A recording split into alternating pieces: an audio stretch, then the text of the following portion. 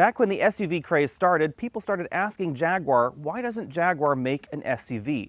The answer quite logically was, we do make SUVs, they're called Range Rovers, because Jaguar and Land Rover have been part of the same company for quite some time. Of course, the Land Rover brand has always been very focused on off-road ability, but with today's latest crossovers that are focusing primarily on on-road ability, the company had to decide which way to go. That's why we see vehicles like the Range Rover Evoque in the subcompact crossover space, and that's exactly why we see this brand new 2017 Jaguar F-Pace under the Jaguar brand. Although the F-Pace is very capable on snow, in mud, on gravel roads, on grass, etc., this is definitely more of an on-road focused crossover than something like a full-blown Range Rover.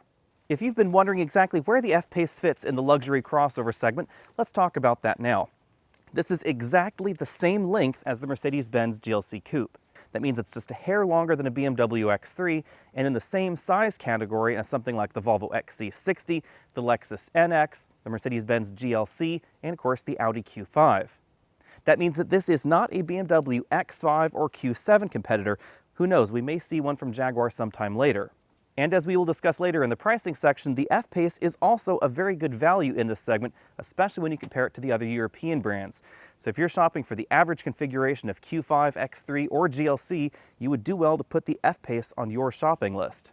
The F-Pace is unquestionably a Jaguar from the front end. We have this large oval grille with that angry Jaguar logo right in the front, these aggressive looking LED headlamps. These are full LEDs, high beams and low beams. We also have LED daytime running lamp strips right down here, and you'll notice that they're also used as the turn signals over there on the other side. Down lower on the front bumper, we have large air intake grills. Keep in mind we are driving the R Sport trim of the F-Pace, and then we have LED fog lamps down below. As I said earlier in the video, a number of people that I've encountered this week thought that the F-Pace was more of a BMW X5 competitor. But at 186.3 inches long, this is exactly the same length as the brand new Mercedes-Benz GLC Coupe.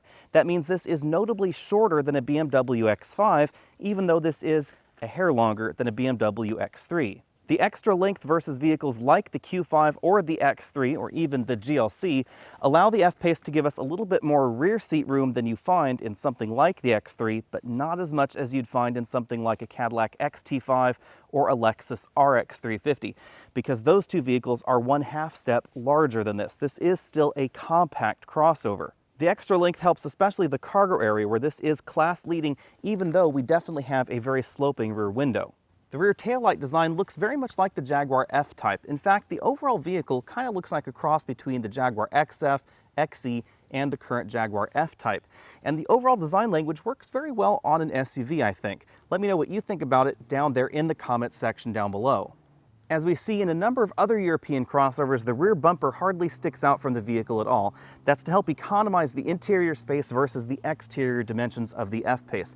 We have twin exhaust tips lower on the bumper and, of course, rear fog lights. For 2017, the base engine in the F-Pace is, interestingly enough, a 2-liter turbo diesel. It produces 180 horsepower and 318 pound-feet of torque. Also an interesting twist is that all-wheel drive is standard in every F-Pace model. The all-wheel drive system in the F-Pace is perhaps a little different than many of the other all-wheel drive systems in this segment, because this really is trying to give you a rear-wheel drive feel, even though it comes standard with all-wheel drive. So most of the power is going to be going to the rear wheels under most circumstances, unless it's needed up front. For 2018, a brand new 2-liter turbocharged gasoline engine is going to join the mix, and that will produce 247 horsepower and 269 pound-feet of torque. There's also an available 3-liter supercharged V6 engine in 2 different power levels, 340 horsepower and 380 horsepower. That's essentially the same engine that we see under the hood of a variety of different Jaguar models. All engines are mated to a ZF 8-speed automatic transmission at the moment, but we do hear that Jaguar is spending a great deal of money on a new transmission family that will be built in England. We should see that in the coming few years. For 2017, the most efficient version of the F-Pace is going to be that base diesel. It's going to average 29 miles per gallon, even though all-wheel drive is standard. If you choose either of the power levels of V6, like we're driving right here, then you're going to get 20 miles per gallon average. If you plan on towing with your 2017 F-Pace, the maximum tow rating is 5,290 pounds, which is fairly good for this segment. And it's the same whether you choose the V6 engine that we're driving right here or the base 4-cylinder diesel. Front seat comfort is excellent. I'm going to give this seat 9 out of 10 points. We have a power tilt telescopic steering column in this model. We also have an extending thigh cushion, inflatable side bolsters, and a 4-way adjustable lumbar support. This particular seat design loses 1 point for me because I wish the lumbar support was a little bit higher up on the seat back, and we have a 2-way adjustable headrest, not a 4-way adjustable headrest. Although it didn't bother me particularly at 6 feet tall, a taller person mentioned that this dashboard does come out a little bit further than some of the competition, specifically right here around this air vent, and they bashed their knee on it every time they got in the vehicle. But again, at my particular height, I didn't notice a problem. Because this is one of the larger entries in this segment, we find one of the highest combined legroom figures in this segment, and that's front row plus second row. This is very similar to the Volvo XC60 or the Audi Q5. However, in real-world situations, I found more room in this vehicle than the Audi or the Volvo. The front seat is adjusted for me at 6 feet tall, and as you can see, I still have about 3 inches of legroom left. In addition to that, even though we have the optional panoramic moonroof, I still have about 1 inch of rear headroom. Now, one thing to keep in mind is that, again, this is a rear-wheel drive based vehicle, so we have a larger center hump than you'll find in something like a Lexus NX or a Volvo XC60, and just because of the overall design of the F-Pace, we have a slightly larger and taller sill to get in and out of the vehicle. The overall width of the F-Pace makes it possible to put 3 adults across the back without being quite as cozy as something like the Lexus NX. And again, thanks to the generous dimensions of the car, I still have about 1/2 inch of headroom left in this middle seat, even though it is higher off the ground than the outboard bucket seats. Moving all the way over to the right side of the vehicle, I have not too much footroom down there, but I still have about 1/2 inch of legroom left, even though this front seat is all the way back in its tracks. Helping improve rear seat comfort, our model also has optional power recline rear seats. Now, they don't recline quite as much as some of the competition out there. The variance is only about 1.5 inches in terms of the most reclined and the most upright position. Rear seat passengers get a padded center armrest with 2 cup holders, and a feature that we see in European vehicles like this more often than in Japanese or American vehicles is a 40-20-40 folding rear seat design. This is more convenient than a traditional ski pass-through because you could put larger items like a surfboard or IKEA furniture in here and still fit 4 passengers in the F-Pace. With 33.5 cubic feet of cargo space, the F-Pace is not only 6 cubic feet larger than a BMW X3, it's also nearly double what you find in the Lexus RX 350, even though the RX 350 is a decent amount larger than this. That means that when it came to our 24-inch roller bag test, I was able to fit 5 of these 24-inch roller bags in the back here. I suspect if it was just a little bit wider, we could have fit an additional bag. Thanks to the generous size of this rear cargo area, the fact that we have a spare tire under the cargo area load floor, and because of the 40-20-40 folding rear seats, I'm going to give this cargo area 10 out of 10 points when it comes to our exclusive trunk comfort index. The only area where one of the competitors in this particular segment beats the F-Pace is the Volvo XC60, and only when you have the second row folded down. You will find a hair more room in that configuration than in this Jaguar, but you definitely find more trunk space in the Jaguar than any of the other competition when that second row is in place. As we take a look around the interior, keep in mind that we are in the R Sport trim, which is one of the upper end trims. Our model has this large panoramic moonroof, which goes all the way back there to the rear seats. The front seat belts are not height adjustable, and the front headrests are simply up and down. They don't move forward and backward. The model that we're driving has these leather two-tone seats with contrasting stitching, and they are both heated and ventilated. To help larger and taller drivers find an ideal driving position, this model also has inflatable side bolsters. If we move on over to the front doors, we find a majority of soft touch plastics from the soft touch upper section right there. We have real wood trim right over here, and then a soft touch armrest. As you would expect from vehicles in this category, however, we do find some hard touch plastics lower on the door right here around this storage cubby. The design of the interior is sort of a blend of Jaguar's typical styling cues and just a hint of Land Rover. You'll notice that the window switches right over here on the front doors actually face upwards rather than sideways as in most vehicles. If we move on over to the dashboard, we find a stitched dashboard in the model that we are driving right here. This is not leather, it is an imitation leather. However, it's likely to age just a little bit better than regular leather in the sun. Depending on the model of the F-Pace that you get, you may or may not have contrasting stitching on the dashboard. On the passenger side of the dashboard, we have a moderately sized bin-style glove compartment. You can fit a little bit more than that instruction manual, but I was not able to fit larger tablet computers inside. Moving on over to the center of the dashboard, we find more stitch lines and a center channel speaker, 2 large air vents, and we are in the model with the up-level sound system, which uses a larger touchscreen than the base model. This infotainment system is part of Jaguar's plan to help reduce the button count in their vehicles, because you'll notice we have this button bank down here, but it is primarily for the climate control system. There really are no audio buttons down here. That's because Jaguar has moved an awful lot into the infotainment system, including the controls for the front seats, both heating and ventilation. We do that right here through the touchscreen. So you'll notice it's automatically decided that we want ventilation since that was what was last selected, but we can actually use this slider up and down or touch up and down to heat or ventilate the seat. That means that you have to refer to the touchscreen or the steering wheel to do things like change tracks. Behind the infotainment controls, we find the gear selector for the transmission. It's a rotary style. Drive is all the way over here to the right side, and then Sport is one click beyond. We rotate it all the way over to the left for Park. When we turn the vehicle off, the knob descends and becomes flush with this wood trim panel. Behind the shifter, we have a button to enable and disable the automatic start-stop system. We have toggles left and right to change the drive mode in the vehicle. That's Sport right there, Normal, Eco, and then a Winter mode.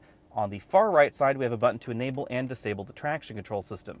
Behind that button bank, we find a button for the all-speed progress control system. This is sort of like hill descent control on steroids because it controls your progress uphill and downhill. Then we have a little pull right here for the electric parking brake. Between the front seats, we have a padded center armrest, which opens to reveal a fairly small storage cubby. This is likely because, again, the F-Pace is a rear-wheel drive-based vehicle. We have just about enough room for some of the larger smartphones, but as you can see, I can't quite fit this sideways right there. We have room for wallets, that sort of thing as well. This is also where you'll find a 12-volt power outlet, 2 USB ports, an HDMI input, and the SIM card for the navigation system. Unlike Jaguar's previous instrument clusters, this one is a little bit more configurable. So you'll notice that right in the center, we have our speedometer. On the right side, we have our tachometer. We also have a fuel gauge and engine temperature gauge right over here as part of the LCD. On the left side at the moment, we have our infotainment information. Like we see in certain Audi models, you can also make this LCD give you a full map display, and at that point the speedometer shrinks to the small digital display down here at the bottom. We have our transmission mode indicator right there, trip computer right here in the center. You can actually toggle between your various trip computer information screens right there. On the left side of the screen is where we find pop-up information and notifications, and also status displays for the lane departure warning system and the auto start-stop system.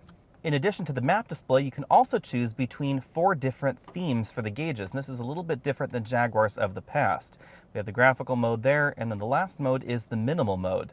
You can also choose what you'd like to see over here on the left side of the screen, whether you'd like this Jaguar logo, the audio information, or the clock. Zooming out from there, we find a Jaguar 3-spoke steering wheel with aggressive sport grips right up top. It is a round design rather than a flat bottom design. We have shift paddles on the back of the wheel. You'll find down on the left and up on the right. On the left side of the wheel, we find the controls for that multifunction LCD instrument cluster. We also find a dedicated phone button, voice command button, and a mode button for the infotainment system. The right side of the wheel is where we find the controls for the cruise control system, the speed limiter. This allows you to set a maximum speed, and as long as you don't floor the vehicle, it will never exceed that. And then up here, we have the button for the heated steering wheel. As we saw on the passenger side of the vehicle, on the driver's side of the vehicle, we have the window switches facing in sort of an upright position, and then you can click these 2 buttons here to power fold the side view mirrors. Although Jaguar uses a high percentage of aluminum in the construction of the F-Pace, this is not necessarily lighter than the competition. This really is just about the same weight as a comparably equipped BMW X3. They're really only within about 100 pounds of each other. And depending on how you configure it, some versions of the F-Pace may actually be heavier than the competition. However, thanks to the 8-speed automatic transmission and the low-end torque that we get out of a supercharged V6 engine, this runs from 0 to 60 quicker than most of the entries. The model that we're driving came in at 5.3 seconds 0 to 60. If you opt for the 380 horsepower version, that drops down to 5 seconds flat. If, on the other hand, you get the base diesel engine, it is going to be the slowest F-Pace and one of the slowest entries in this segment at 8.2 seconds. However, that's just about the same 0 to 60 time that you find in the diesel version of the X3. It's worth noting that as of 2017, the F-Pace and the X3 are the only 2 diesel options in this segment because we don't see one from Mercedes, and thanks to the Volkswagen and Audi diesel scandal, we don't see one in the Q5 either. We don't know what the new 2-liter turbocharged gasoline engine will be like in the F-Pace, but I would expect 0 to 60 times to be very comparable to the X3. Another important consideration with the Jaguar is that all F-Pace models are all-wheel drive by default. There's no rear-wheel drive version of the F-Pace in the United States. That means 2 things. We get a little bit of extra weight in all models of the F-Pace because the 2-wheel drive competition is going to be a little bit lighter, but it also means that all F-Pace models have excellent traction. Now, Jaguar's all-wheel drive system is designed to send the majority of the power to the rear wheels under most circumstances, so this still feels more like a rear-wheel drive vehicle than something like an Audi Q5 or a Volvo XC60. In many ways, the F-Pace feels more like a Porsche Macan out on the road than some of the other entries, because this definitely is driver-focused. The steering is nice and tight, it also is quite quick, and again, we have that very pronounced rear-wheel drive bias. When it comes to braking, we ran from 60 miles an hour back to 0 in 108 feet, which is very impressive. That's definitely a shorter 60 to 0 score than we tested in the BMW X3 or X4, and it's quite comparable again to the Porsche Macan. As you might have guessed, when it comes to handling, I'm going to give this an A+, not just because of the way the F-Pace grips the road, but also how engaging it feels, because this definitely feels more one with the driver than a lot of the entries in this segment. A lot of the manufacturers out there really have tried to make their crossovers more comfortable, more practical, etc., but in that process they've given up a little bit of the engagement with the driver, and that's not going on in the F-Pace. The F-Pace also has an absolutely excellent sound, and that's thanks to the supercharged 6-cylinder engine that we find under the hood. We don't have any turbochargers in the way of the exhaust to alter the way this engine sounds. The Jaguar's more on-road mission versus something like a Range Rover Sport or a Range Rover is obvious also out here on gravel roads, because this suspension is definitely firmer than those on-road focused crossovers or SUVs. As I usually say, ride and handling are two ends of the teeter-totter, and it's very obvious that we feel more of the road's imperfections in this cabin than in some of those softer entries. Although the suspension in the F-Pace is fairly firm, when we're back out here on paved roads, it's obvious that the suspension is not punishing. Now keep in mind, we are driving the model with the 20-inch wheels and tires. If you opt for the 22-inch wheels and tires, you do feel a little bit more of the road's imperfections through the chassis. However, it still is going to be more compliant than something like a performance version of a mid-size sedan. This is definitely going to be more comfortable than that. In terms of cabin noise, we scored 70 decibels at 50 miles an hour. That puts this really in the thick of things in this segment. There are a few compact luxury crossovers that are a little bit quieter, but there are a decent number that are louder as well. In terms of fuel economy, we've been averaging 20.5 miles per gallon, which is just barely above what the EPA says we should get. That's substantially similar to the other turbocharged or supercharged 6-cylinder engines in this segment. In very general terms, supercharged engines are not quite as efficient as turbocharged engines, so you may get slightly better fuel economy in some of the turbocharged 6-cylinder entries in this segment. Now, if you want the most fuel economy for about 300 horsepower, you'll find that in something like the Volvo XC60 in the T6 configuration in that turbocharged and supercharged engine, but it's not going to handle like the F-Pace. The F-Pace is hands down the most fun entry in this particular segment, and that really shouldn't surprise anybody because the XF and the XE are an awful lot of fun in their segments as well. But in this segment, there's a little bit less competition because the XE and the XF compete with the Lexus IS and the Lexus GS and the Cadillac ATS and CTS. Those are also very fun to drive models. However, in this segment, the Cadillac and the Lexus are both front-wheel drive vehicles, so they really don't compete with this in the same way. In fact, I would say that the main competition for the F-Pace as a result of its excellent handling ability is going to be something like the Porsche Macan, which is considerably more expensive than this. The compact luxury crossover segment is very competitive, and that's exactly why Jaguar has priced the F-Pace surprisingly low. It starts at $41,990 for the base diesel model. Jaguar has yet to announce pricing for the 2018 model year, so we don't know what the new 4-cylinder gasoline engine will be priced like, but I would actually expect it to be slightly less expensive than the diesel, because that's what we see going on in the BMW lineup. The base 2-liter 4-cylinder gasoline engine is the least expensive engine, the diesel's right in the middle, and then we have the 3-liter 6-cylinder engine. In kind of an interesting twist, you can get the R Sport, the Prestige, the Premium, and the base version of the F-Pace with either the diesel or with the V6. That means that if you want the feature set of the Prestige, but you'd like the fuel economy of the diesel, you can do that. Or if you just like the base model with the more powerful engine, you can do that as well. The S-Trim is the most powerful version of the F-Pace, so obviously it comes standard with the 380 horsepower version of the same V6. Before we dive into comparisons, let's talk about my top likes and top dislikes for the F-Pace. The handling is incredible. The F-Pace is also very well priced, and it has that large cargo area. In addition to that, the LCD instrument cluster is very well done, and for 2017, there really is no equal in the competition, although for 2018, the new Audi Q5 is getting their excellent virtual cockpit. The other thing that's interesting about the F-Pace is that we have high-end options available like 4-zone climate control and an active suspension that you don't find on that many entries in this segment. Now for the dislikes. The base 180 horsepower diesel engine is fairly slow in this category. Of course, the diesel that you find in the BMW X3 is not exactly speedy, but it does mean that a lot of shoppers out there really aren't going to be paying that base price. They're going to want to add the extra $1,400 in order to get the V6. That does bump up the base price of the F-Pace just a little bit.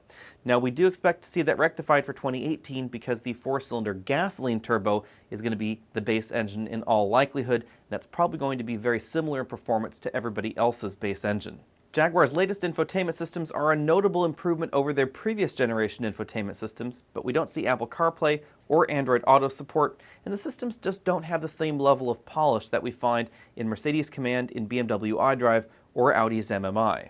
BMW's X3 is one of the oldest and one of the strongest competitors in this segment. With a starting price of $39,250, it definitely undercuts the F-Pace, but that is going to be the 4-cylinder gasoline engine, and it's also going to be rear-wheel drive. If you want a comparable model to the F-Pace, that would be the X-Drive 28D trim. It's actually slightly more expensive at $42,750. However, there are a reasonable number of shoppers out there that are simply looking for a low base price, and if you live south of the snow belt or you don't plan on taking your vehicle even mild off-roading, then the rear-wheel drive model should be just fine. Pricing is one of the big wins when you compare the Jaguar to the BMW. Not only does the Jaguar get less expensive when you start comparably equipping your BMW, but if you start looking at more expensive options or the more powerful engine options in the BMW, then the delta starts growing, because the least expensive 3-liter 6-cylinder engine in the BMW is going to be about $4,500 more than the Jaguar. A BMW X3 with their 3-liter turbocharged engine has always been a fun option. However, the F-Pace really does beat the X3 when it comes to the fun quotient out on the road. It's a better handling vehicle, it's a better feeling vehicle, it communicates better with the driver, and it just feels more solid and more put together out on the road. But that's not to say that the F-Pace loses the practicality battle, quite the opposite. It actually has a slightly larger cargo area, we have that very stout tow rating, and it has a very comfortable passenger area, especially the back seat, which feels less constricted than many of the entries in this segment. Next up, we have the Audi Q5.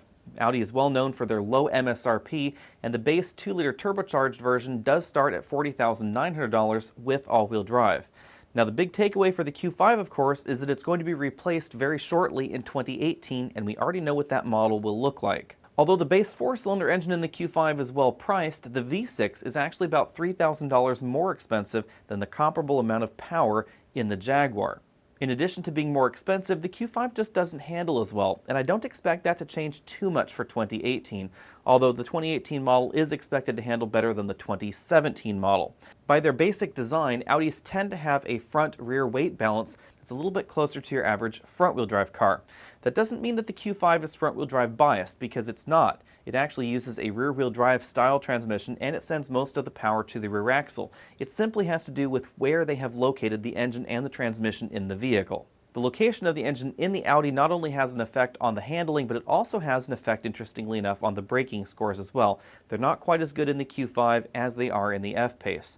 One definite thing to pay attention to is the new Audi Virtual Cockpit, which is coming to the 2018 Q5. It's absolutely gorgeous. We've seen it in a variety of other Audi models, and it's a large 12.3-inch instrument cluster that does the same sort of thing that we see in the Jaguar F-Pace, but it has an Audi level of polish. What that means to you is that while the F-Pace has that moving map display in the instrument cluster, the Audi will give you a moving map display with satellite imagery directly downloaded from Google, and the display is definitely snappier than what we see in the Jaguar. That also applies to the infotainment system in the center console. In addition to all of that, Audi also supports the latest standards like Apple CarPlay and Android Auto.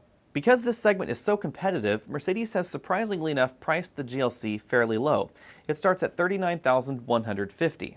On the flip side, of course, when you start taking a look at the standard feature set that we have on the base GLC, it's obvious that a comparably equipped Mercedes is going to be more expensive than the Jaguar. The base 4-cylinder engine in the GLC is somewhat slow, and interestingly enough, there really is no mid-range engine option in the Mercedes. Although there is the AMG GLC 43, which is wicked fast at 4.7 seconds 0 to 60, it's also fairly expensive with a starting price of $54,900, and as we have come to expect from Mercedes, it gets fairly expensive by the time you've added common options to that vehicle. So you should definitely expect to spend way more for your GLC 43 than a Jaguar F-Pace R Sport with the 340 horsepower engine.